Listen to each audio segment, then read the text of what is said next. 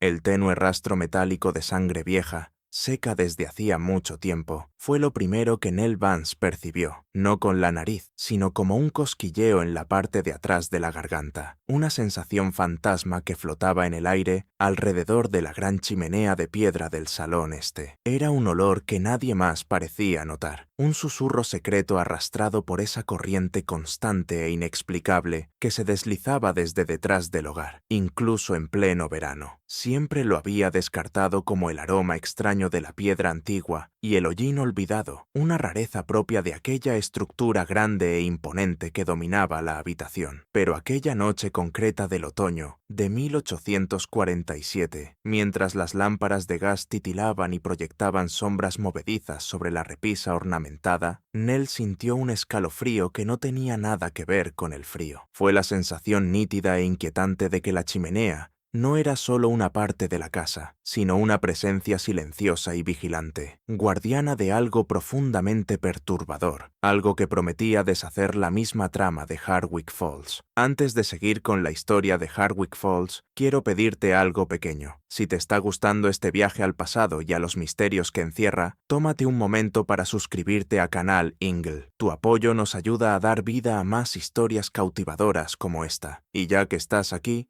deja un comentario y cuéntanos desde qué estado o ciudad nos escuchas. Nos encanta saber hasta dónde llegan nuestras historias. Hardwick Falls, rodeado por el verdor del oeste de Massachusetts, era, en el año 1847, un pueblo tallado por la ambición y la industria. El río Hardwick, una arteria incansable, partía el paisaje en dos, y su caudal incesante era aprovechado por la inmensa rueda hidráulica del molino textil. El molino era el corazón del pueblo, y su zumbido rítmico era el telón de fondo constante de la vida diaria, un sonido que parecía filtrarse en la tierra y en el aire. Desde el amanecer hasta el anochecer, el enorme edificio de ladrillo del molino exhalaba columnas de vapor, como prueba visible del progreso y la prosperidad. La calle principal, una franja polvorienta que serpenteaba junto al río, estaba bordeada por sólidos edificios de madera. La tienda general, la herrería, la iglesia modesta con su campanario blanco, elevándose hacia el cielo, y un puñado de casas pertenecientes a los ciudadanos más acomodados del pueblo. Más allá de esa fila, pequeñas viviendas idénticas alojaban a los obreros del molino, cuyas vidas estaban unidas sin remedio al horario implacable de la fábrica. En la cima de aquel mundo cuidadosamente ordenado, se alzaba Edmund Vance, dueño del molino. A sus 41 años, Edmund era un hombre de presencia imponente y reputación intachable. Sus hombros anchos, siempre cubiertos por lana finamente confeccionada, parecían soportar el peso de toda la economía del pueblo. Su voz, profunda y resonante, imponía respeto en las reuniones, y sus gestos filantrópicos, como una campana nueva para la iglesia o una donación para la escuela, eran recibidos siempre con elogios desbordados. Era la encarnación de la prosperidad de la posguerra, un hombre que había levantado su fortuna sobre el optimismo feroz del destino manifiesto, convirtiendo algodón en riqueza. Y, sin embargo, bajo esa capa impecable de liderazgo cívico, había cierta reserva en los ojos de Edmund, una tensión sutil en la mandíbula que Nell, su esposa desde hacía 2 años, había aprendido a reconocer sin llegar nunca a comprenderla del todo. Nell, a sus 34 años, era una mujer de fuerza serena y mirada aguda. Su matrimonio con Edmund, al menos por fuera, parecía un retrato perfecto de felicidad doméstica. Su unión había sido celebrada con gran entusiasmo, como la alianza de 2 familias prominentes, aunque Nell había aportado poco en términos materiales, solo su mente despierta y una belleza suave y discreta. Dirigía la gran casa de los Vance con una elegancia natural, supervisando al pequeño personal, recibiendo a los socios de Edmund y manteniendo el delicado equilibrio social que se esperaba de la esposa de un dueño de molino. Pero la casa, por majestuosa que fuera, a menudo le parecía fría, como una jaula dorada. Edmund, aunque amable en apariencia, mantenía una distancia emocional que Nell no lograba atravesar. Sus conversaciones casi siempre giraban en torno al molino, a los asuntos del pueblo o al clima, y rara vez tocaban las corrientes más hondas de su vida compartida. Su confidente más cercana era Clara Dyer, la maestra del pueblo. Clara, de 31 años, era una mujer de inteligencia viva y curiosidad insaciable. Sus gafas solían descansar al borde de la nariz mientras devoraba libros y periódicos. Su amistad era un salvavidas para Nell, un lugar donde podía despojarse de las expectativas de su posición y ser simplemente ella misma. A menudo tomaban té juntas y hablaban de todo, desde la moda más reciente hasta el naciente movimiento por los derechos de las mujeres, mientras sus risas resonaban en los salones tranquilos. La casa Vance, por sí misma, era un monumento al dinero antiguo y a la ambición nueva. Una gran mansión de estilo federal se alzaba sobre una suave colina con vista al pueblo, con su fachada blanca de tablillas brillando al sol y sus postigos verde oscuro, marcando un fuerte contraste. En el interior,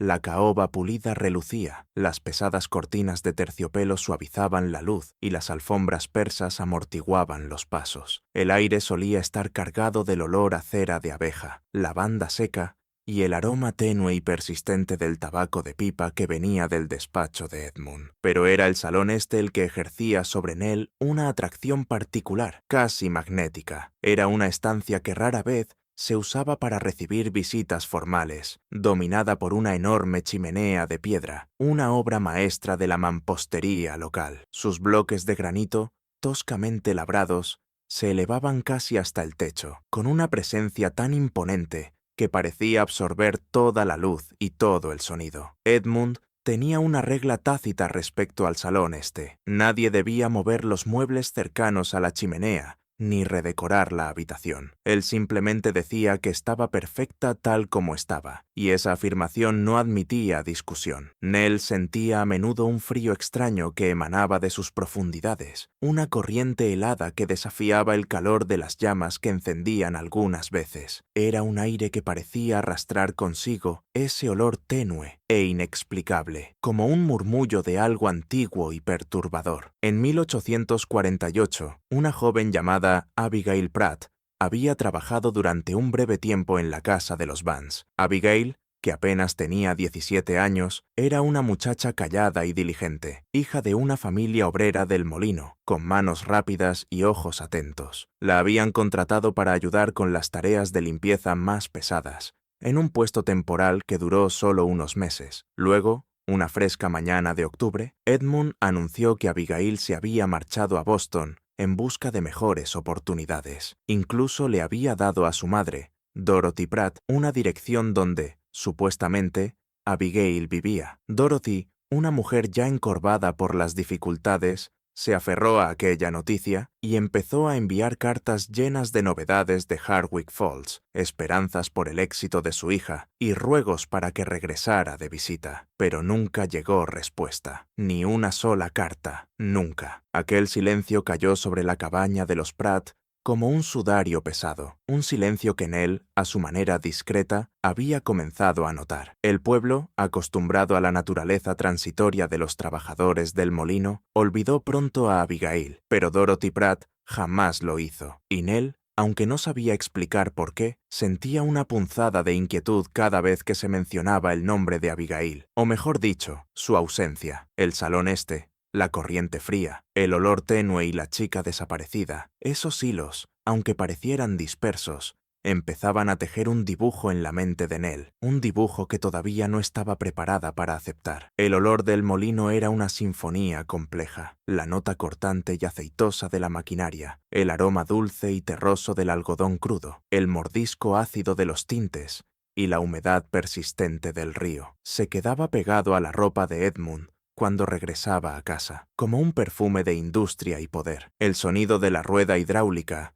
un lamento mecánico constante, era el latido del pueblo, una advertencia del avance implacable del tiempo y del trabajo. Nell se encontraba a menudo contemplando la chimenea del salón este, siguiendo con los dedos la textura áspera de sus bloques de granito y sintiendo ese frío inexplicable que parecía salir de su núcleo. Pasaba la mano por las tallas delicadas de la repisa, un detalle pequeño, casi imperceptible, que desentonaba con la rudeza de la piedra. Era un detalle que sugería intención, diseño cuidadoso, algo construido a propósito, y no una parte orgánica de la casa original. El papel pintado del salón, con un rico dibujo adamascado en rojo profundo, se sentía extrañamente pesado, como si quisiera absorber la luz de la habitación y dejar las esquinas sumidas en una sombra perpetua. Nell se preguntaba a menudo si la casa escondía secretos, si las paredes mismas podrían hablar de lo que habían visto. Su matrimonio, igual que el pueblo, se veía próspero desde fuera, como una muestra de orden y decoro, pero bajo la superficie comenzaba a moverse una inquietud silenciosa, un presentimiento de que la fachada,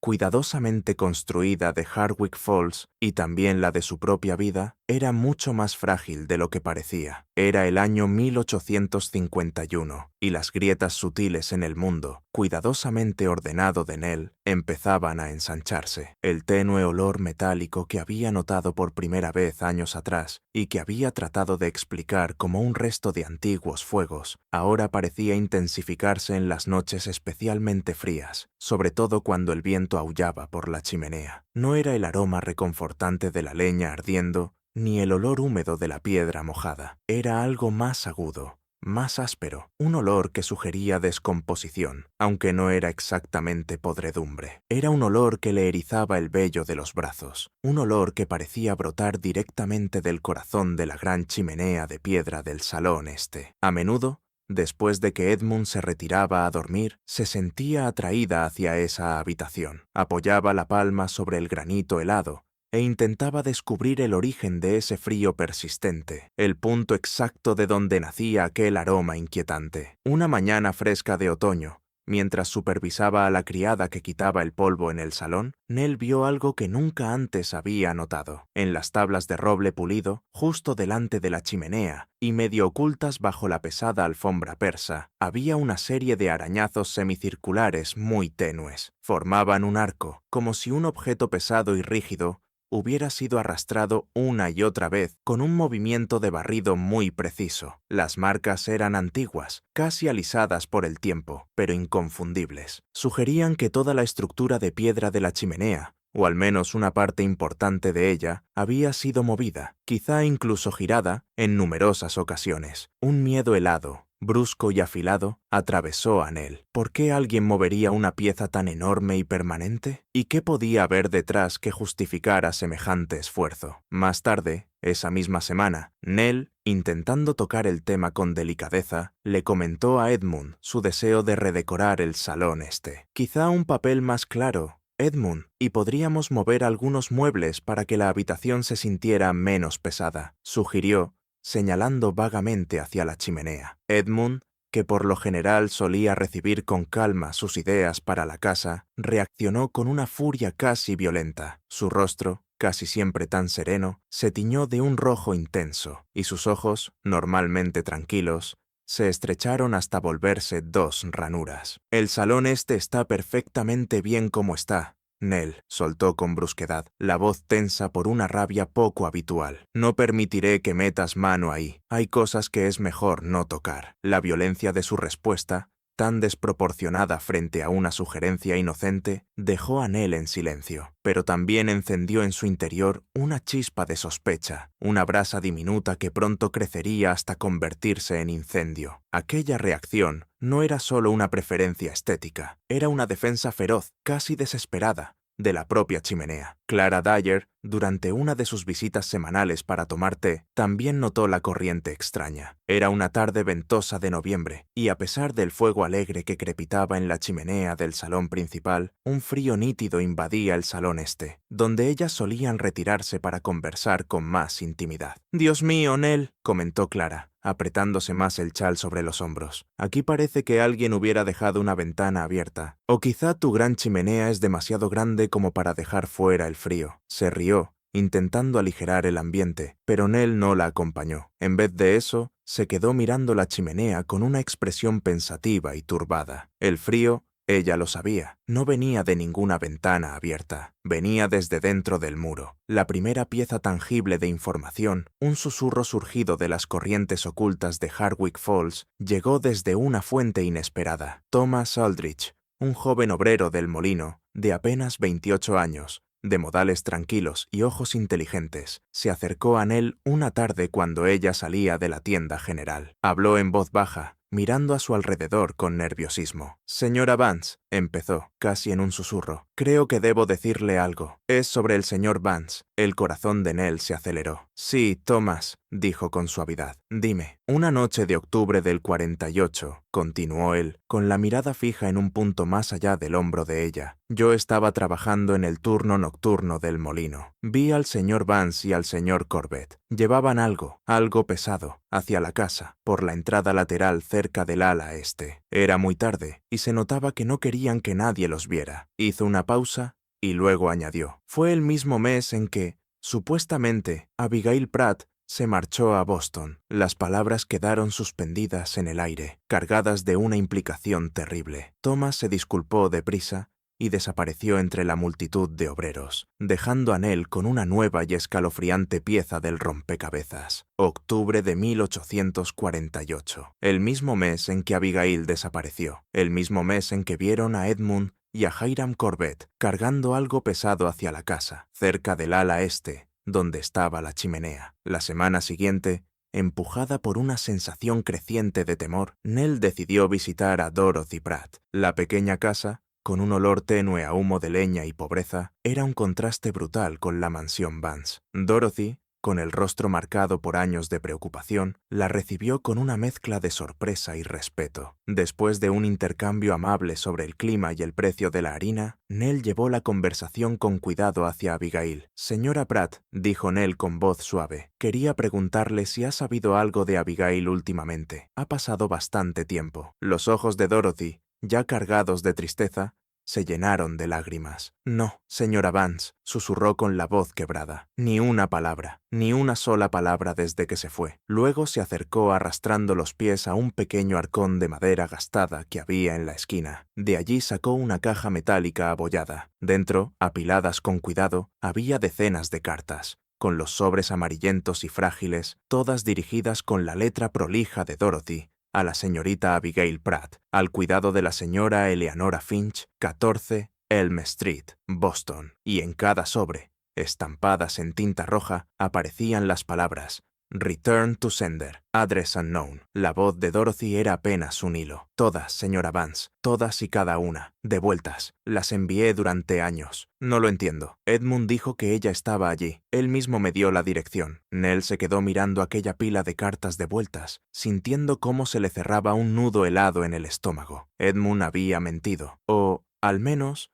había dado una dirección falsa. Abigail Pratt no se había ido simplemente a Boston, había desaparecido, y Edmund Vance estaba en el centro de esa desaparición. Aquella noche, incapaz de dormir, Nell se sentó ante su escritorio, con una pluma en la mano y un cuaderno en blanco abierto frente a ella. La luz de gas bañaba la página con un resplandor suave, pero su mente estaba hundida en sombra. Las piezas empezaban a encajar, la corriente inexplicable, el olor metálico, los arañazos en el suelo, la reacción furiosa de Edmund, la confesión en voz baja de Thomas Aldrich y ahora las cartas devueltas de Dorothy Pratt. El peso de aquella sospecha naciente era casi insoportable. Mojó la pluma en el tintero, con la mano temblando ligeramente, y empezó a escribir. Su primera entrada fue una declaración dura de su terror recién nacido. 27 de octubre de 1851. El aire de esta casa, que antes me resultaba reconfortante, ahora se siente pesado, cargado de cosas que nadie dice. He intentado restar importancia al frío extraño que sale de la chimenea del salón este, al olor tenue e inquietante que se aferra a sus piedras. He intentado ignorar las marcas extrañas del suelo, la forma en que la luz cae sobre ellas y deja ver su arco. Pero esta noche,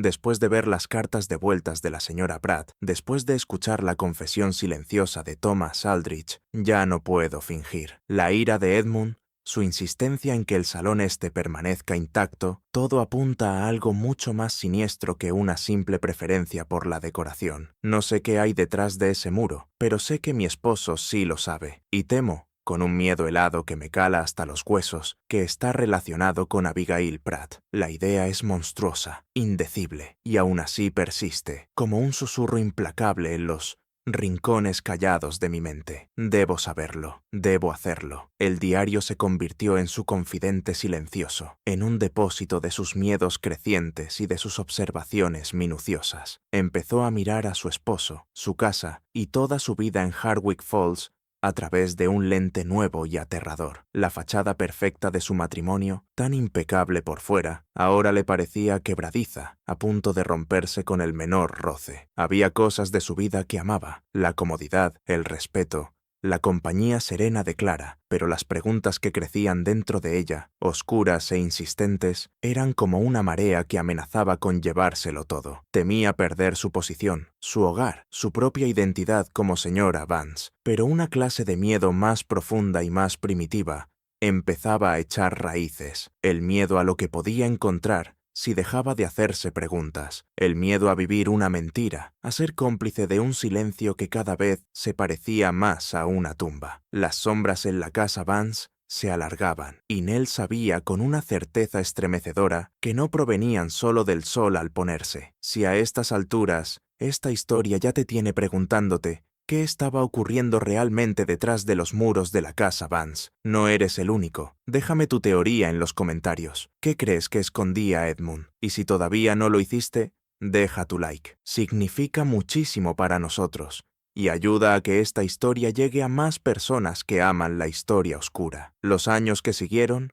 de 1852 a 1855, fueron para Nell una bajada lenta y dolorosa hacia un laberinto de sospechas. Su miedo inicial se convirtió en una determinación sombría. Se movía con un propósito callado, con la apariencia exterior intacta, mientras por dentro vivía en un torbellino de investigación. Empezó a tejer nuevas alianzas, buscando conocimiento en los lugares más inesperados. Su primer objetivo fue el reverendo Gideon Holt. El reverendo, un hombre de 58 años, de aire amable y erudito, era el guardián de los registros espirituales e históricos de Hardwick Falls. Su despacho, un refugio polvoriento detrás de la iglesia, estaba lleno de libros contables antiguos, escrituras quebradizas y registros bautismales llevados con precisión. Nell, fingiendo interés por las familias fundadoras del pueblo para un supuesto proyecto genealógico, comenzó a pasar horas con él. El reverendo Holt,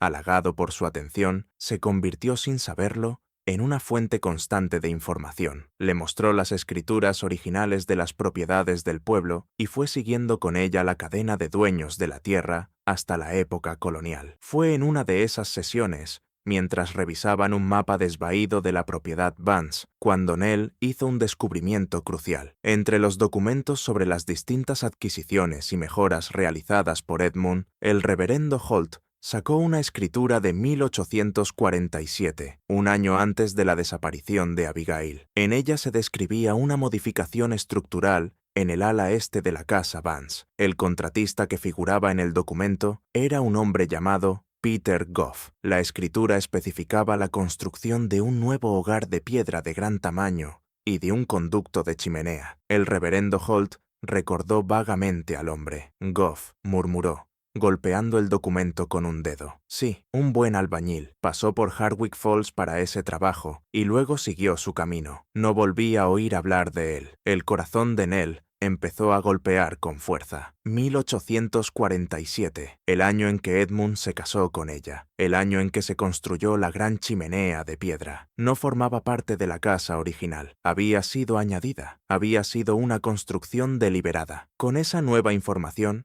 Nell se sinceró con Clara Dyer. Su amiga, escéptica al principio, empezó a alarmarse de verdad cuando Nell expuso con detalle todo lo que había reunido: la corriente, el olor, los arañazos, la ira de Edmund, lo que Thomas Aldrich había visto, las cartas de Dorothy y ahora la verdadera antigüedad de la chimenea. Clara, con su mente rápida y lógica, comprendió de inmediato lo que todo eso implicaba. Juntas comenzaron a revisar los registros de tierras del condado, una tarea mucho más pesada que las discretas consultas de Nell con el reverendo Holt. Pasaron semanas inclinadas sobre mapas polvorientos y documentos legales en la cabecera del condado, con los dedos manchados de tinta y tiempo. Y allí estaba, en los planos originales de la casa Vance, fechados en 1810. El muro este de la casa, justo donde ahora se alzaba la chimenea, había tenido en otro tiempo una pequeña puerta exterior que conducía a una modesta bodega de almacenaje. Según los planos de la modificación de 1847, aquella puerta había sido tapiada y la chimenea se había construido justo delante. La revelación golpeó a Nell con la fuerza de un impacto físico. La chimenea no había sido levantada solo sobre algo, había sido levantada sobre una puerta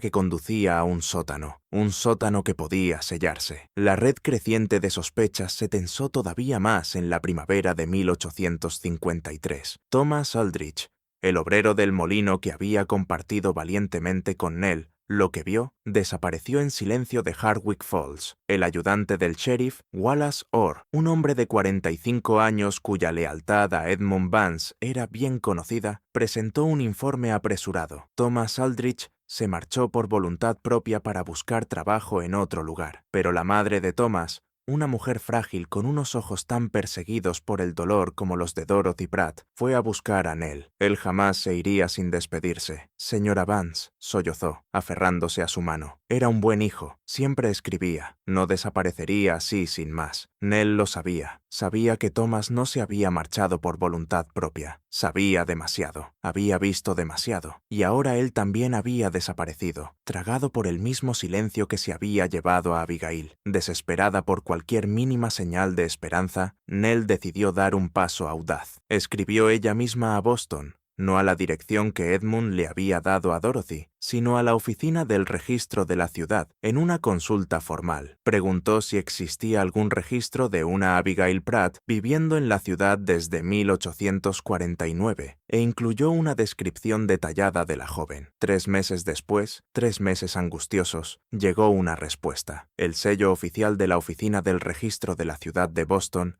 era frío e impersonal. La carta era breve, precisa y devastadora. No se halló ningún registro de una Abigail Pratt que coincidiera con la descripción proporcionada y que hubiera residido dentro de los límites de la ciudad de Boston en cualquier momento, entre 1849 y la fecha actual. Abigail Pratt, confirmaba la carta, nunca había llegado a Boston. Mientras tanto, la tensión del secreto que compartía con Edmund empezó a reflejarse en Hiram Corbett. El socio de negocios de Edmund, un hombre que normalmente era tan estoico e inflexible como él, comenzó a beber en exceso. Sus ojos, antes agudos, se volvieron enrojecidos, las manos le temblaban, y su ropa, que solía ser impecable, empezó a verse descuidada. Su esposa, Agnes, una mujer nerviosa y aficionada al chisme, se sinceró una tarde con Clara, hablando en voz baja, llena de miedo. Hiram no es el mismo, habla dormido. Repite una y otra vez. Hay cosas que es mejor dejar selladas, Clara. Una y otra vez. ¿Qué crees que quiere decir? Clara,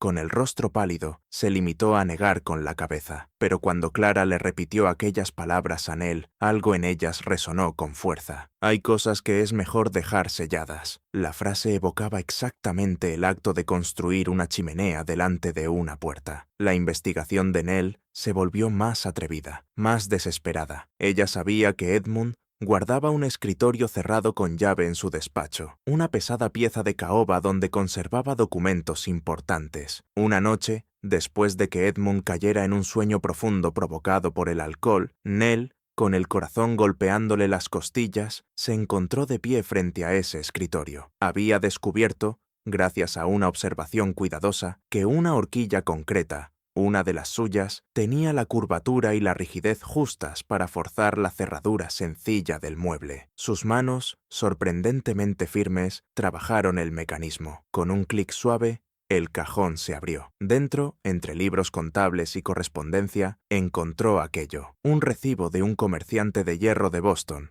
fechado en noviembre de 1848. La lista de materiales era escalofriantemente específica: 2 docenas de cerrojos de hierro, 3 bisagras pesadas de hierro y una cantidad de mortero de secado rápido. La dirección de entrega decía: Residencia Vance, Hardwick Falls, noviembre de 1848, apenas unas semanas después de la desaparición de Abigail, apenas unas semanas después de que la chimenea fuera terminada. Los cerrojos, las bisagras, el mortero, no eran para una chimenea, eran para una puerta de hierro, una puerta que necesitaba ser sellada, asegurada desde fuera. La comprensión cayó sobre Nell como una piedra helada y dura en el estómago. La chimenea no solo había sido construida sobre una puerta, había sido construida para ocultar una puerta que podía cerrarse con llave, una puerta que podía encerrar a alguien. Las implicaciones eran monstruosas, imposibles de pronunciar en voz alta. Llevaba 8 años durmiendo en aquella casa,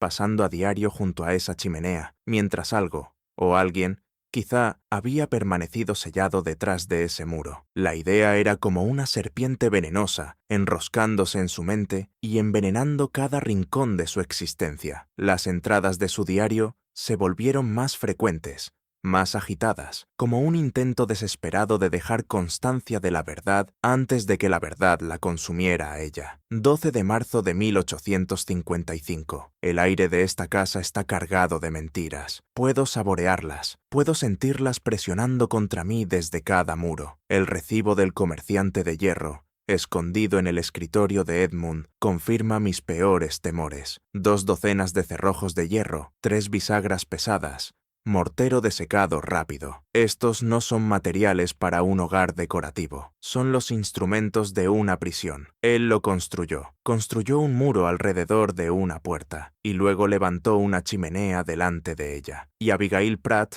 desapareció el mismo mes en que aquello quedó terminado. Mi mente retrocede ante el horror, pero mi corazón conoce la verdad. Ella no fue a Boston a buscar oportunidades. Estaba aquí, en esta casa, detrás de ese muro. Y Thomas Aldrich, que vio demasiado, que supo demasiado, también ha desaparecido. El silencio de este pueblo no es paz, es complicidad. Camino por estas habitaciones y siento su presencia, como el fantasma de una muchacha atrapada en la piedra fría. Debo tener cuidado. Edmund es un hombre peligroso, pero no puedo, y no voy a, permanecer callada. Las noches de Nell se convirtieron en un tormento. Permanecía despierta, escuchando los crujidos y gemidos de la vieja casa, con cada sonido amplificado por un silencio opresivo. Imaginaba a Abigail atrapada, llamando, con la voz ahogada por la piedra y el mortero. Se levantaba de la cama como un espectro arrastrado por una fuerza invisible y deambulaba por los pasillos oscuros,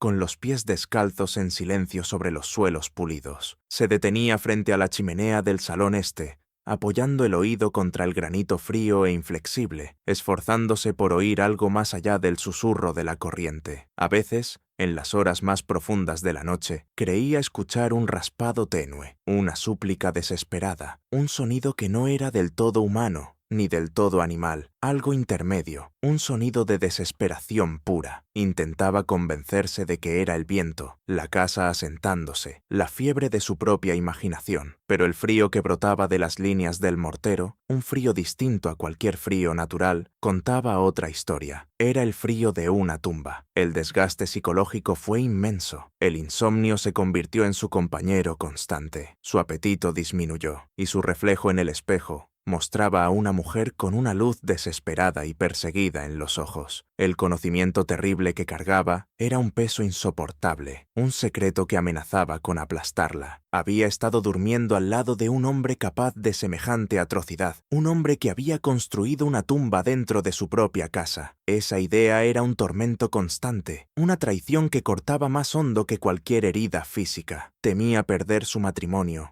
su hogar, su posición en la sociedad, pero la alternativa, el silencio, la complicidad, era un destino mucho peor que cualquier ruina social. Tenía que saber, tenía que actuar. Los años entre 1856 y 1858 fueron un crisol para Nell, que convirtió su determinación silenciosa en una resolución inflexible. La presión aumentaba, un apretón lento e inexorable que amenazaba con romper su compostura. Ella sabía que caminaba por un sendero peligroso, pero la imagen de Abigail, atrapada y olvidada, la empujaba hacia adelante. Su primera confrontación directa con Edmund fue una danza delicada, una forma de tantear los bordes de la fachada cuidadosamente construida por él. Eligió una noche tranquila, después de la cena, cuando el brandy había suavizado un poco la cautela habitual de Edmund. «Edmund», empezó ella con una voz cuidadosamente neutral. «Hace poco hablé con Dorothy Pratt. Sigue llorando por Abigail. Resulta tan extraño que la chica nunca haya escrito desde Boston. ¿Alguna vez te preguntas qué fue de ella?» La respuesta de Edmund fue inmediata, casi demasiado inmediata. «Nell,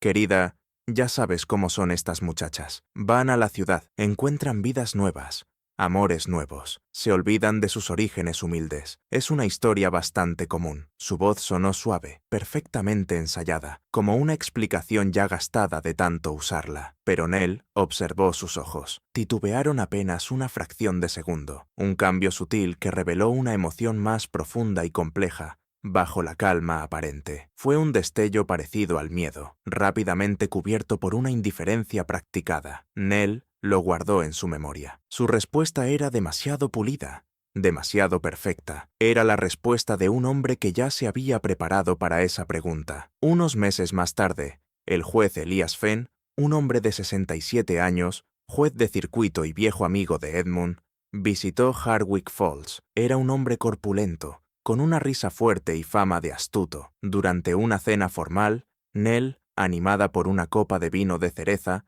mencionó con naturalidad sus planes de redecorar la casa, en concreto, el salón este. Creo, dijo con una sonrisa encantadora, dirigiéndose al juez, que el salón este mejoraría con un toque más ligero, quizá una chimenea más moderna, algo menos imponente. Y entonces lo vio, una mirada rápida, casi imperceptible, intercambiada entre Edmund y el juez Fenn. Una mirada compartida, una comunicación silenciosa que decía demasiado. Era la clase de mirada que confirmó sus sospechas crecientes. El juez Fenn no era solo un viejo amigo, formaba parte del círculo de complicidad. La advertencia llegó de parte del ayudante Wallace Orr, un hombre al que Nell siempre había considerado una presencia inofensiva, aunque algo apagada, en Hardwick Falls. La interceptó una tarde en la calle principal. Mantenía su sonrisa jovial de siempre, pero en sus ojos azul pálido había un frío distinto. Señora Vance, comenzó con voz baja y aparentemente amable. Permítame darle un consejo amistoso. Hardwick Falls es un pueblo tranquilo. Valoramos nuestra paz. Una mujer que hace demasiadas preguntas sobre los negocios de su marido, sobre todo una mujer de su posición, suele acabar en una situación muy incómoda. Por su propio bien, señora Vance, le sugiero que se ocupe de asuntos más apropiados para su lugar. La sonrisa no se movió, pero el mensaje era claro, una amenaza apenas disimulada. Nell sintió como un terror helado le penetraba hasta los huesos. No era solo Edmund, era el propio pueblo, o al menos los hombres poderosos del pueblo, los que estaban comprometidos con ese secreto. Clara, siempre leal, confirmó los temores de Nell sobre el alcance de la conspiración. Edmund, en un movimiento calculado para aislarla,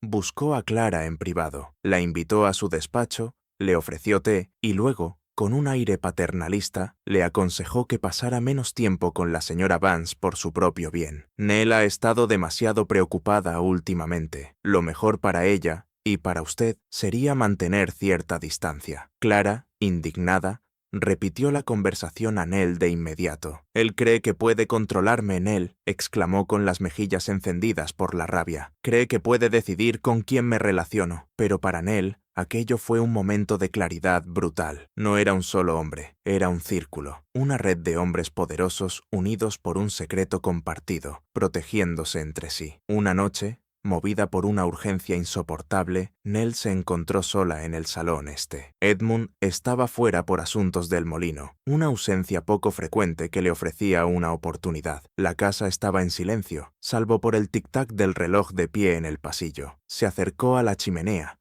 con el corazón golpeándole el pecho como un tambor desbocado. Apoyó el oído contra las piedras frías y escuchó. No oyó nada, solo la corriente tenue y persistente, y ese olor metálico, casi cobrizo, ahora más fuerte, más insistente. El frío que se filtraba por las juntas del mortero no se parecía a ningún frío que hubiera sentido antes. Era un frío antinatural que parecía entrarle hasta los huesos. Era el frío de un lugar donde la vida había sido apagada, un frío que hablaba de secretos largamente guardados y desesperación olvidada. Sus manos, guiadas por un impulso desesperado, comenzaron a recorrer la superficie áspera del granito. Recordó los arañazos del suelo, la señal de que la chimenea había sido movida. Se concentró en la base, allí donde las piedras se unían con las tablas del suelo. Durante las semanas anteriores, había ido aflojando, lenta y meticulosamente, una piedra en particular, un bloque rectangular grande en la parte más baja, cerca del hogar. Había utilizado un pequeño cincel afilado, normalmente reservado para trabajos delicados de bordado, y lo guardaba escondido en su costurero. Cada noche,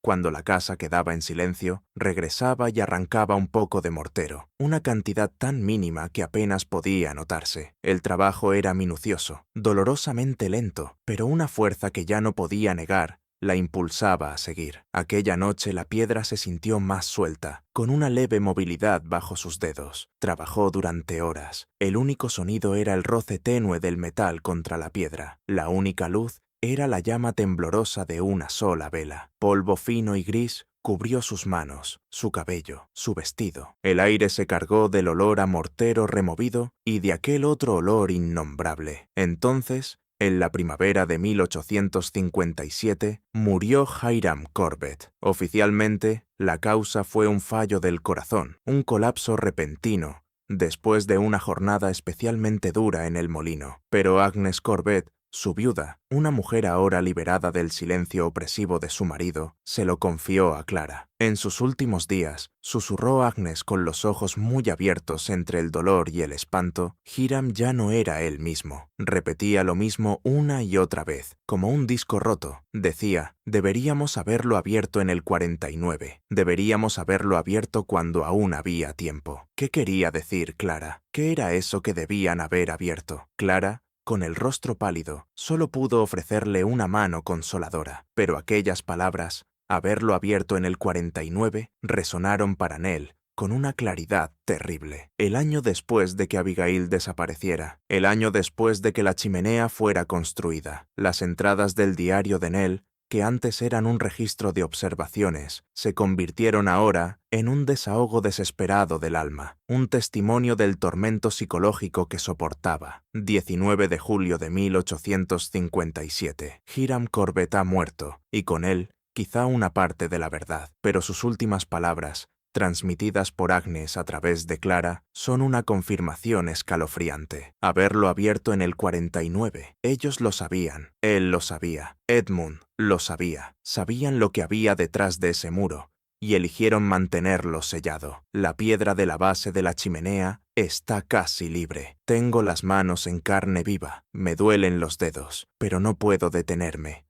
No puedo. Pensar en lo que hay más allá, en lo que podría encontrar, me llena de un terror casi paralizante. Pero pensar en no saberlo, en vivir con esta incertidumbre monstruosa, es todavía peor. Si me equivoco, pierdo mi matrimonio, mi casa, mi nombre. Seré señalada como una loca, como una esposa histérica. Si estoy en lo cierto, perderé la fe en todo lo que creía saber sobre el hombre que duerme a mi lado, el hombre con el que me casé. Perderé la fe en los propios cimientos de este pueblo. Pero la verdad, por terrible que sea, tiene que salir a la luz. Por Abigail, por Thomas, por todos los que han sido obligados al silencio. Un destello de esperanza, tenue pero persistente, llegó en la figura de un predicador itinerante que pasó por Hardwick Falls. Le contó una historia extraña al reverendo Holt. En Providence, en 1853, había conocido a un albañil profundamente alterado, perseguido por un trabajo que había aceptado años atrás en el oeste de Massachusetts. Aquel hombre afirmaba que lo habían contratado para levantar un muro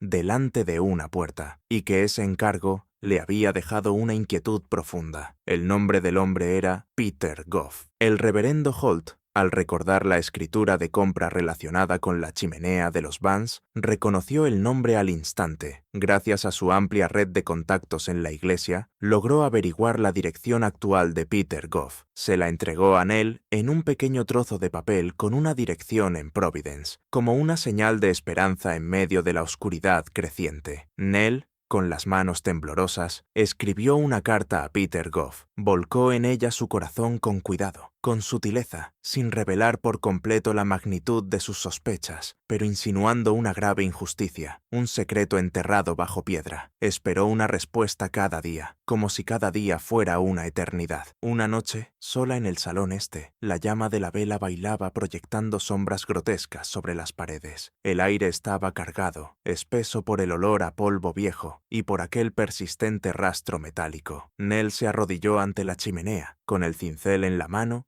y la respiración corta. La piedra en la que llevaba tanto tiempo trabajando estaba ya casi completamente suelta. Podía sentir una abertura clara entre ella y los bloques que la rodeaban. Sus dedos, en carne viva y doloridos, tantearon la abertura. Una corriente helada, más fuerte que nunca, salió serpenteando, arrastrando consigo ese olor innombrable, ahora casi insoportable. Era un olor que hablaba de encierro, de humedad, de algo que llevaba mucho tiempo sepultado. La luz de la vela brilló sobre el granito rugoso y dejó ver sus imperfecciones sutiles, los cortes deliberados que habían dado forma a aquellos bloques hasta convertirlos en una fachada. Imaginó a Goff, el albañil, trabajando allí, colocando piedra sobre piedra, sellando un secreto. ¿Sabía algo? ¿Lo sospechaba? La sola idea era aterradora. Le temblaban las manos, no solo por el esfuerzo, sino por un terror profundo mezclado con expectativa. Con un último esfuerzo desesperado, consiguió arrancar la piedra. Cayó con un golpe suave sobre la alfombra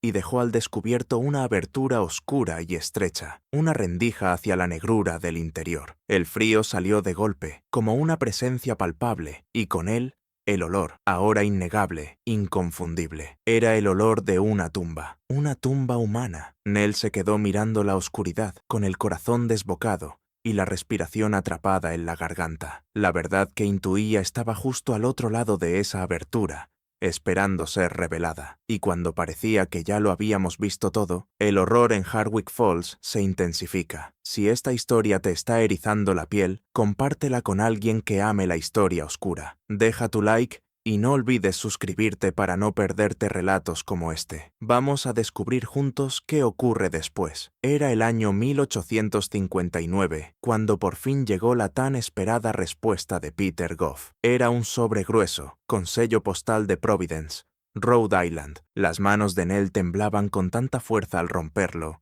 que Clara tuvo que sujetarla. Dentro había 4 páginas escritas con letra apretada, limpia y precisa, y en ellas se desplegaba una confesión que heló a Nell hasta lo más profundo. Providence, Rhode Island, 14 de agosto de 1859. Estimada señora, su carta, aunque vaga en algunos detalles, ha removido una conciencia que lleva 11 largos años sin conocer la paz. Usted habla de una grave injusticia y de un secreto enterrado bajo piedra en Hardwick Falls, relacionado con cierta estructura que yo levanté en el otoño de 1848. Debo confesarle, señora, que sus palabras han dado en el blanco, porque el recuerdo de aquel encargo concreto ha sido un tormento para mi alma, una sombra que me ha perseguido desde el día en que abandoné ese pueblo. Yo fui, en efecto, el albañil contratado por el señor Edmund Vance en octubre de 1848. Las instrucciones que me dio eran precisas y, en aquel momento,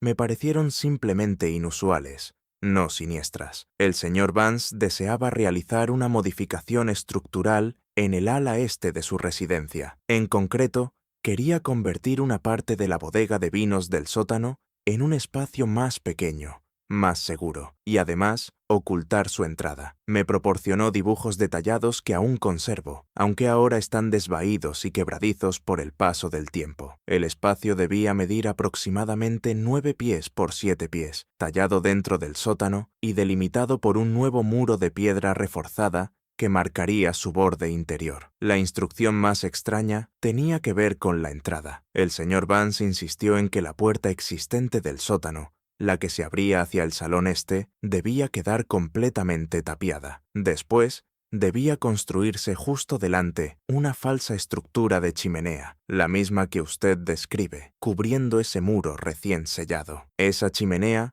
aunque grandiosa en apariencia, nunca fue pensada para un uso regular, pues su tiro había sido deliberadamente estrechado y su hogar era poco profundo. Su objetivo principal, comprendí entonces, era ocultar. Según me explicó, la habitación estaba destinada al almacenamiento seguro de documentos valiosos. También pidió un conducto de ventilación, un canal estrecho, apenas del ancho del puño de un hombre, que debía subir desde la parte alta de la habitación sellada hasta la chimenea para garantizar la circulación de aire y conservar los papeles. Ese detalle también me pareció extraño para simples documentos. Pero el señor Vance era un hombre de gran influencia y yo era un artesano que necesitaba trabajo. La entrada a ese supuesto almacén seguro no iba a ser la puerta tapiada. En lugar de eso, se instaló una nueva puerta pesada de hierro en el lado del sótano, al otro lado del muro interior recién construido. Esa puerta, señora, estaba diseñada para quedar sellada con 2 docenas de cerrojos de hierro colocados desde fuera. 3 bisagras pesadas la fijaban al marco de piedra. Recuerdo el peso de aquellos cerrojos, el sonido metálico al deslizarse en su sitio. Recuerdo también la aplicación final del mortero de secado rápido alrededor del marco, dejándolo completamente sellado. Cuando coloqué el último cerrojo y el mortero se secó, me quedé allí, a la luz tenue del sótano, y escuché. No oí nada. Aún hoy me repito que no oí nada. Ningún sonido, ningún grito, ningún susurro. Pero el silencio que siguió no era el silencio de una habitación vacía. Era un silencio profundo, antinatural. Un silencio que ha resonado en mi mente durante 11 años. Abandoné Hardwick Falls poco después, incapaz de quitarme de encima la sensación de haber participado sin saberlo en algo terrible. He intentado olvidar, enterrar el recuerdo bajo capas de nuevos trabajos y nuevos pueblos. Pero su carta, señora, lo ha traído todo de vuelta. Adjunto los dibujos originales que me entregó el señor Vance, junto con mis propias notas detalladas sobre la construcción. Rezo para que ofrezcan claridad y, quizá, algo de justicia. Que Dios me perdone por la parte que me tocó en esto. Suyo, con la conciencia turbada, Peter Goff. Nell leyó la carta en voz alta, con la voz temblando, ante Clara y el reverendo Holt. Los dibujos, toscos pero precisos, confirmaban cada detalle horroroso. Los 3 permanecieron sentados en silencio, aturdidos, sintiendo el peso de la confesión de Goff caer sobre ellos. El supuesto almacén seguro para documentos valiosos era una mentira. El conducto de ventilación, la puerta de hierro, los cerrojos colocados desde fuera, todo aquello era una prisión, una tumba. «Tenemos que actuar», declaró por fin el reverendo Holt con voz firme, y su tono amable de siempre fue reemplazado por una indignación justa. «Esta noche, mientras Edmund esté fuera». En una noche en la que Edmund estaba realmente ausente, en Boston, por asuntos del molino, Nell, Clara y el reverendo Holt se reunieron en el salón este. El aire estaba cargado de tensión. El silencio solo era roto por su respiración entrecortada. Nell ya había aflojado 3 piedras de la base de la chimenea durante los meses anteriores, y la pequeña abertura que había logrado crear era ahora como una boca abierta en el granito. Clara sostenía una sola vela, cuya llama temblaba con violencia y proyectaba sombras danzantes que parecían retorcerse de expectación. El reverendo Holt, con el rostro serio, apretaba una pequeña Biblia encuadernada en cuero, murmurando oraciones entre dientes. «¿Estás lista, Nell?», susurró Clara, apenas audible. Nell asintió, con la mandíbula firme, «Tan lista como voy a estar». Y trabajaron durante toda la noche, en un ballet silencioso y desesperado de excavación. El cincel, que en otro tiempo había sido una herramienta de bordado para Nell, se convirtió ahora en un instrumento de verdad. El sonido del metal raspando la piedra, el golpe suave del polvo de mortero al caer, el frío creciente que salía de la abertura. Cada detalle sensorial se intensificó y quedó grabado en la memoria de Nell. Las manos de Clara, por lo general tan firmes, temblaban sin control, y gotas de cera caliente caían sobre el suelo pulido. El reverendo Holt, con el rostro pálido, ayudaba a arrancar las piedras más grandes, con una fuerza sorprendente para un hombre de su edad. El olor metálico, cobrizo, ya sin disfraz, se volvió más fuerte, dulzón de una forma enfermiza, casi agresivo, llenando la habitación y pegándose a su ropa, a su cabello, a su piel. Era el olor del encierro, de la tierra húmeda, y de algo más, algo orgánico, descompuesto desde hacía mucho tiempo. Por fin, después de horas de trabajo agotador, la falsa estructura de la chimenea empezó a ceder. Detrás, tal como Goff había descrito en su carta, encontraron aquello, una pesada puerta de hierro encajada en un muro de piedra de construcción más reciente. Los cerrojos, gruesos y oxidados, estaban efectivamente en la parte exterior, hundidos profundamente en el marco de piedra. 2 docenas de cerrojos, exactamente como Goff había escrito. La visión fue como un golpe en el estómago, una confirmación espantosa de sus peores temores. «¡Dios mío!», exhaló el reverendo Holt. Nell,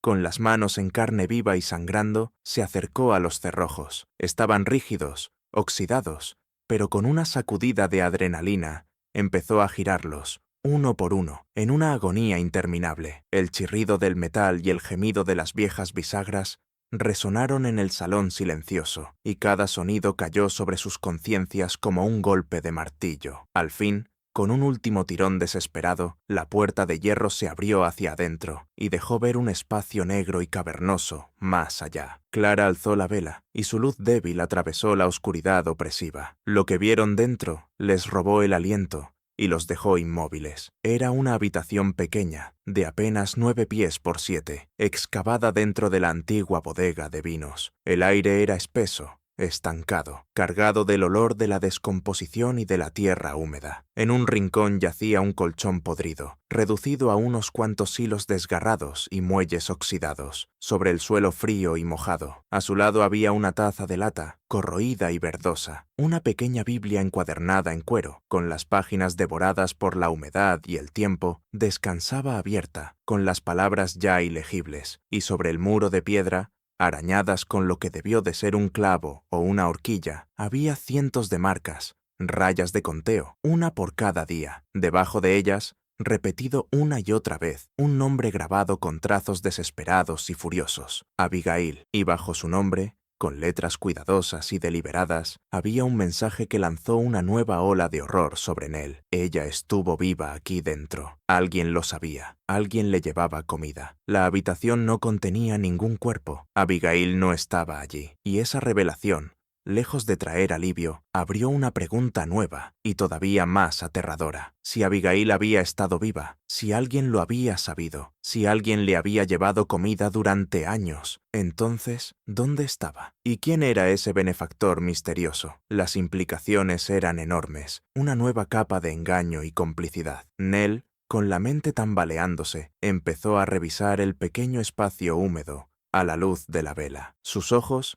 ya acostumbrados a la penumbra, recorrieron cada centímetro de los muros de piedra, del suelo de tierra, y entonces, debajo de una losa floja cerca del muro del fondo, encontró algo, un pedazo de papel doblado, quebradizo por el paso del tiempo, pero milagrosamente protegido de la peor parte de la humedad. Era la letra de Abigail, inconfundible a partir de las pocas cartas que Dorothy le había mostrado. Era una confesión, no de una culpa propia, sino de lo que ella había visto. 17 de octubre de 1848. Escribo esto en la oscuridad con un trozo de carbón que encontré, rezando para que algún día alguien lo encuentre.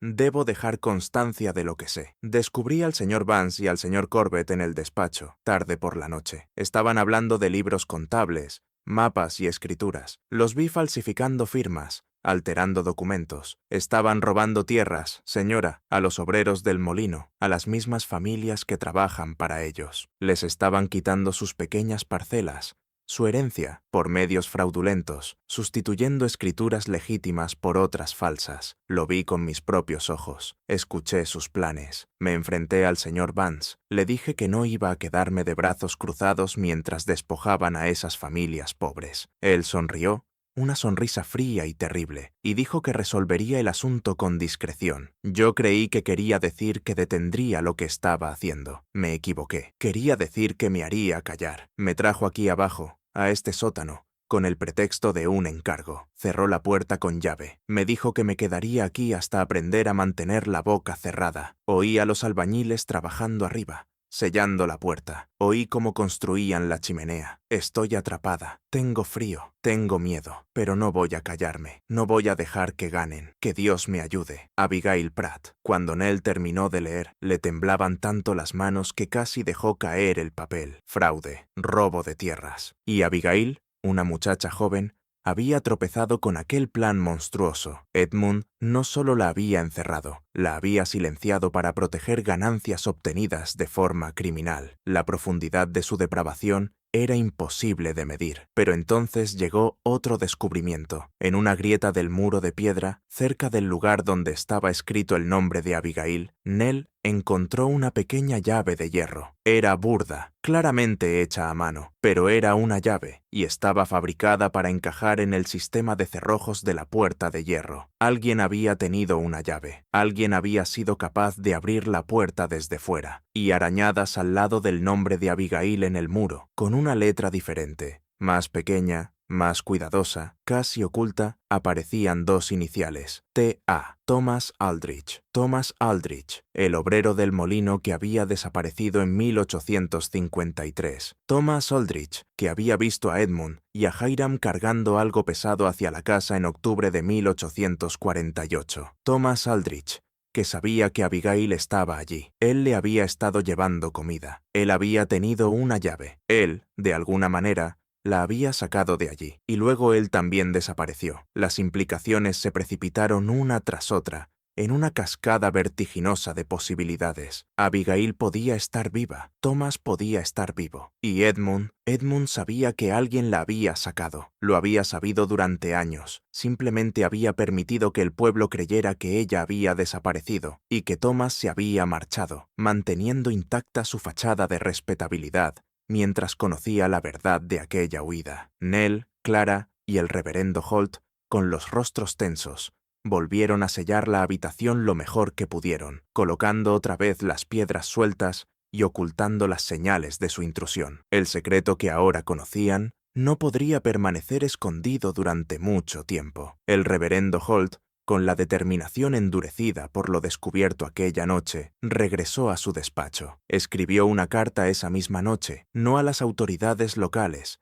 sino directamente al Tribunal de Circuito de Springfield, Massachusetts. Adjuntó la confesión detallada de Peter Goff, el relato estremecedor de Abigail y una descripción minuciosa de las pruebas físicas halladas en la habitación oculta. También detalló las transacciones fraudulentas de tierras, la desaparición de Abigail y Thomas, y la complicidad de Edmund Vance. 3 días después, Edmund regresó de Boston. Entró en el salón este, y sus ojos fueron de inmediato hacia la chimenea. Notó el leve cambio en el mortero, el fino polvo sobre la alfombra. Encontró a Nell de pie junto a la ventana, de espaldas a él, con la postura rígida. «Nell», dijo él con voz calma y controlada, «parece que has estado ocupada en mi ausencia». Nell se volvió. Sus ojos se encontraron con los de él, sin rastro de miedo, llenos solo de una resolución fría e inquebrantable. «He estado ocupada, Edmund. He estado ocupada sacando la verdad a la luz». El rostro de Edmund no cambió, pero sus ojos, escribió Nell en su diario aquella misma noche, eran los ojos de un hombre que ya había calculado todos los desenlaces y había aceptado cada uno de ellos. Los ojos de un depredador que sabe que ha sido descubierto, pero cree que todavía está fuera del alcance de todos. La conversación que siguió fue heladora, una prueba de la compostura inamovible de Edmund y de la nueva fortaleza de Nell. «¿La verdad, Nell?», se burló Edmund, con una sonrisa tenue y desdeñosa asomando en los labios. «¿Y cuál sería esa verdad? ¿Que has estado metiéndote en asuntos que superan por completo tu entendimiento? ¿Que has profanado mi propiedad?» «La verdad, Edmund», respondió Nell con voz firme, «sobre Abigail Pratt, sobre Thomas Aldrich, sobre la habitación detrás de esa chimenea, sobre las escrituras fraudulentas. Lo sé todo». Edmund dio un paso hacia ella, con una mirada cortante. «No sabes nada, Nell. Has dejado que tu imaginación se desboque. Una muchacha se fue a Boston. Un obrero buscó nuevas oportunidades. Una chimenea es solo una chimenea. No dirás nada de esto. Olvidarás lo que crees haber visto, por tu propio bien, por el bien de esta familia, por el bien de Hardwick Falls». «¿Por el bien de Hardwick Falls?», replicó Nell, dejando escapar una risa amarga. «¿O por el bien de Edmund Vance? Tus secretos ya no están a salvo, Edmund. La verdad siempre encuentra la manera de salir a la luz, por muy hondo que la entierren». Edmund se limitó a mirarla, con una expresión imposible de leer. «Te arrepentirás de esto, Nell», dijo en un susurro bajo y peligroso. «Te arrepentirás más que de cualquier otra cosa que hayas hecho en tu vida». Nell sostuvo su mirada sin retroceder. «Tal vez, pero no seguiré viviendo con tus mentiras». Las líneas de batalla quedaron marcadas. El silencio de Hardwick Falls estaba a punto de romperse. El Tribunal de Circuito de Springfield, Massachusetts, recibió la carta minuciosamente documentada del reverendo Holt, y el mundo tranquilo y ordenado de Hardwick Falls comenzó a deshacerse. La primera reacción fue de incredulidad. Luego llegó una investigación cautelosa. El juez Elias Fenn, al enterarse del caso, intentó de inmediato sofocar la investigación, utilizando sus antiguas conexiones dentro del sistema legal. Afirmó que las acusaciones no tenían fundamento, que eran los delirios de una mujer histérica y de un ministro demasiado entusiasta. Sin embargo, el reverendo Holt, con una previsión nacida de sus sospechas profundas, había enviado la carta directamente a la instancia estatal, saltándose por completo el circuito local. Esa precaución garantizó que, una vez iniciada, la investigación no pudiera ser enterrada ni descartada con facilidad. Las autoridades estatales, reconociendo la gravedad de las acusaciones y el detalle de las pruebas aportadas, desautorizaron al juez Fenn y pusieron en marcha una investigación completa. La primera baja del escándalo fue Wallace Orr. En la primavera de 1861, renunció a su cargo sin dar explicaciones. Su salida fue rápida y silenciosa. El pueblo murmuró, pero nadie se atrevió a hablar abiertamente de las verdaderas razones de su repentina partida. Su lealtad a Edmund Vance,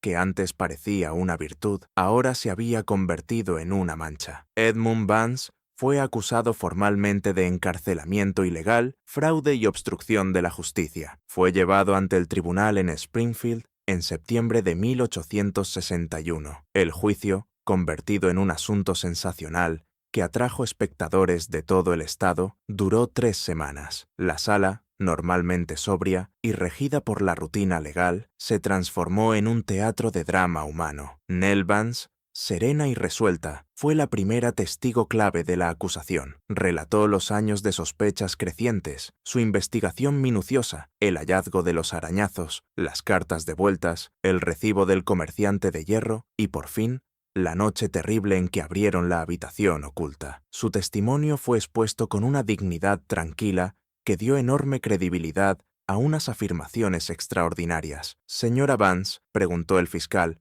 un joven agudo llamado señor Davis, ¿puede describir ante este tribunal el estado de la habitación que descubrió detrás de la chimenea? La voz de Nell, aunque suave, se oyó con claridad en el silencio de la sala. Era pequeña, de apenas 9 pies por 7, húmeda. El aire estaba cargado con olor a descomposición. Había un colchón podrido, una taza de lata corroída y una Biblia con las páginas arruinadas por la humedad. Y en el muro, grabado sobre la piedra, estaba el nombre Abigail, repetido muchas veces, y debajo las palabras: «Ella estuvo viva aquí dentro». Alguien lo sabía, alguien le llevaba comida. Después subió al estrado Peter Goff, el albañil. Su testimonio, dado con una mezcla palpable de culpa y alivio, corroboró el relato de Nell y aportó los detalles técnicos de la construcción de aquella habitación. Presentó sus dibujos originales, convertidos ahora en pruebas oficiales, en los que se veía claramente la puerta de hierro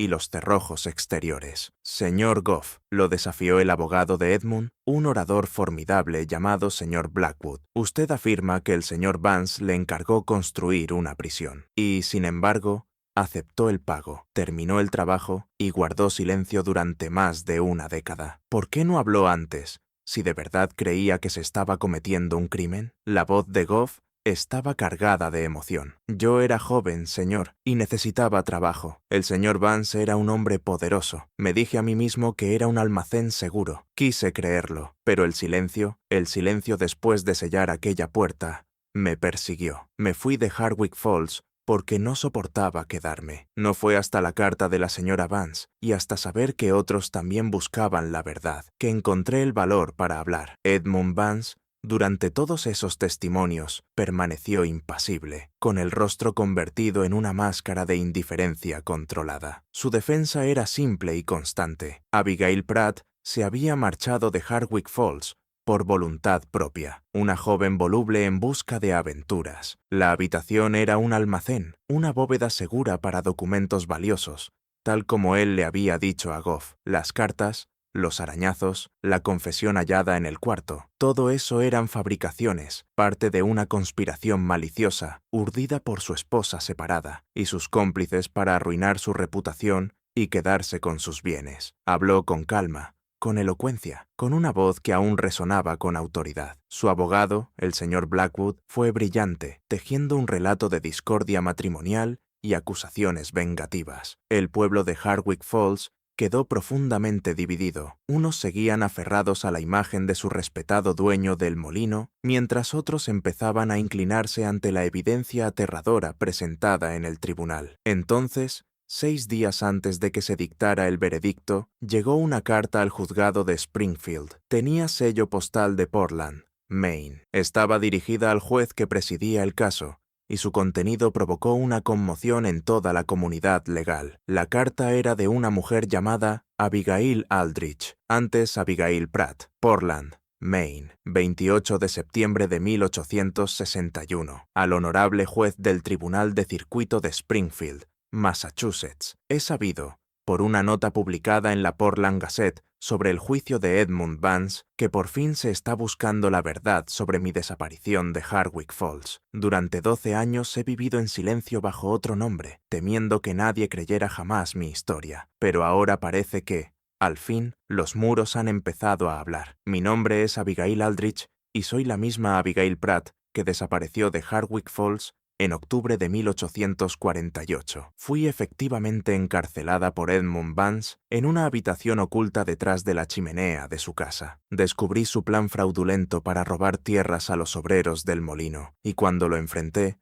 me selló allí dentro. Conté los días arañándolos en la piedra. Escribí mi confesión con la esperanza de que algún día alguien la encontrara. Permanecí viva en esa habitación durante casi 5 años. Sobreviví gracias a la bondad y al valor de Thomas Aldrich, un obrero del molino que descubrió mi situación. Él me llevaba agua y comida a través del estrecho conducto de ventilación, arriesgando su propia vida cada día. Encontró la manera de fabricar una llave, burda pero eficaz, para abrir los cerrojos desde fuera. En la primavera de 1853, durante una de las ausencias del señor Vance, Thomas consiguió retirar los cerrojos exteriores y liberarme, y huimos de Hardwick Falls al amparo de la oscuridad, escondidos en la parte trasera de un carro de suministros con destino a Providence. Desde allí seguimos hasta Portland, donde nos casamos y comenzamos una vida nueva, siempre mirando por encima del hombro, siempre temiendo ser descubiertos. He guardado silencio durante tanto tiempo porque conocía el poder de Edmund Vance y temía que mi palabra, la palabra de una simple muchacha obrera, nunca pudiera enfrentarse a la suya. Esperé rezando para que alguien abriera aquella habitación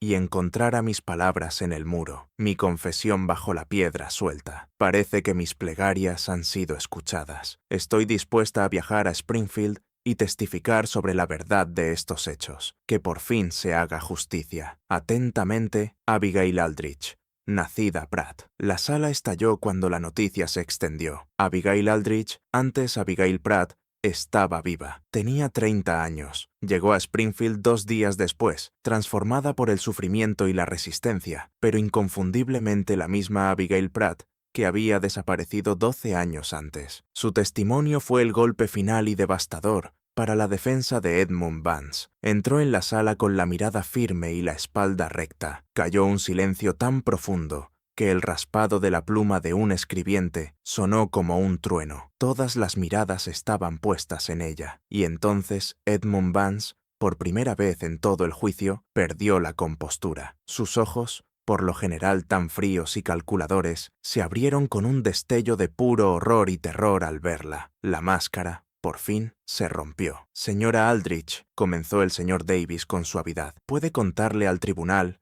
con sus propias palabras, qué le ocurrió en octubre de 1848. La voz de Abigail, aunque suave, fue clara y firme. Relató el momento en que descubrió las escrituras fraudulentas. Describió cómo se enfrentó a Edmund Vance, el instante en que él la condujo al sótano, el estruendo de la puerta de hierro al cerrarse, el sonido de los albañiles trabajando arriba mientras sellaban su destino. Habló de la oscuridad, del frío, de la desesperación, del conteo de los días, de la esperanza que regresaba con cada entrega de comida por parte de Thomas. Narró su huida arriesgada, el viaje a Portland y los años vividos bajo el miedo. Su testimonio no fue solo un relato de hechos, fue una prueba de la resistencia humana, una narración emocional y cruda que mantuvo a toda la sala cautiva. Y en cuanto al señor Vance, tartamudeó el señor Blackwood, abogado de Edmund, intentando el contrainterrogatorio. Usted afirma que él la encarceló, y sin embargo, hoy está aquí, viva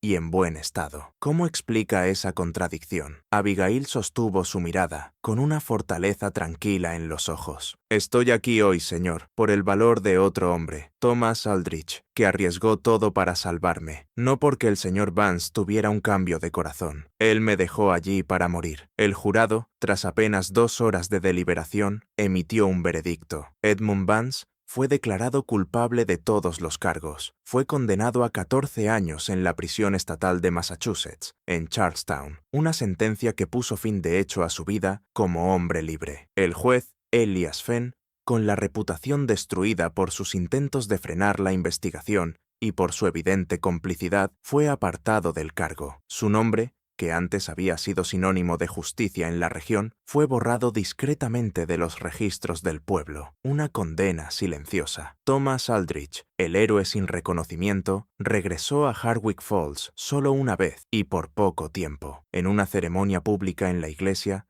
el reverendo Holt le agradeció su valor extraordinario y reconoció su papel en llevar la verdad a la luz. Thomas, hombre de pocas palabras, se limitó a asentir y su mirada encontró la de Nell al otro lado de la iglesia abarrotada. Él y Abigail, ya libres de la sombra de Edmund Vance, regresaron a Portland, a la vida que habían construido juntos. El patrimonio de Hiram Corbett, tras un largo proceso legal, fue liquidado. El dinero obtenido, una suma considerable, fue distribuido entre los obreros del molino, cuyas tierras habían sido arrebatadas fraudulentamente por Vance y Corbett, una medida pequeña de justicia después de años de explotación. La casa Vance, que una vez fue símbolo de poder y prosperidad, se convirtió en monumento de un secreto oscuro. Fue vendida, y su grandeza quedó manchada para siempre por su historia espantosa. Los nuevos propietarios, una familia de Boston, sellaron de forma permanente el salón este y nunca volvieron a usar esa habitación. Sus secretos quedaron incrustados para siempre en sus muros silenciosos. Nell Vance,